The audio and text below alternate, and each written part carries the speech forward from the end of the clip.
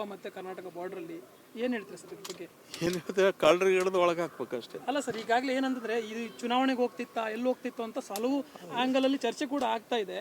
So ಇಷ್ಟೊಂದು ದೊಡ್ಡ ಅದೇ ನೋಡ್ರಿ, ಈಗ BJP-ದವ್ರಿಗೆ ಕೇಳ್ಬೇಕು. ಈಗ ಅದು ಅವ್ರದ್ದೇ ದುಡ್ಡು ಅದಂತ ಹೇಳ್ತಾರಲ್ಲ. ಮಹಾರಾಷ್ಟ್ರ ಚೀಫ್ ಮಿನಿಸ್ಟರ್ ಎನ್ಕ್ವೈರಿಗೆ ಸಹಕಾರ ಮಾಡೋದು ಬರ್ದಾನ.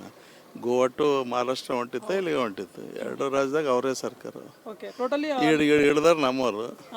ಆ ರಾಜ್ಯದಲ್ಲಿ ಬಿಜೆಪಿ ಸರ್ಕಾರ ಅಸ್ತಿತ್ವದಲ್ಲಿ ಇಲ್ಲ ಎದಾದಾನ ಈಗ ಅದು ಎನ್ಕ್ವೈರಿ ಮಾಡಿದಾಗ ಗೊತ್ತಾಗ್ತದೆ ಯಾರು ದುಡ್ಡವ ಯಾರು ಇಲ್ಲ. ಈಗಾಗಲ್ರಿ ಆಲ್ರೆಡಿ ಸಂಭಾಷಣೆಗಳು ಅವು ಪೊಲೀಸರು ಹೊರಗೆ ಹಾಕ್ಯಾರ.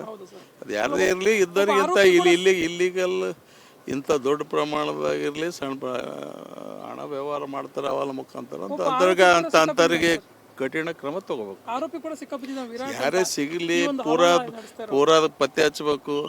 ಬೇಕಿದ್ರೆ ಬೇರೆ ಯಾರ್ದು ಏಜೆನ್ಸಿ ಇದ್ದವ್ರಿಗೆ ಕೊಟ್ಟು ಅದನ್ನು ತನಿಖೆ ನಡೆಸಿ ಇದ್ದವ್ರಿಗೆ ಒಳಗೆ ಹಾಕ್ಬೇಕಷ್ಟೇ. Yes sir, thank you.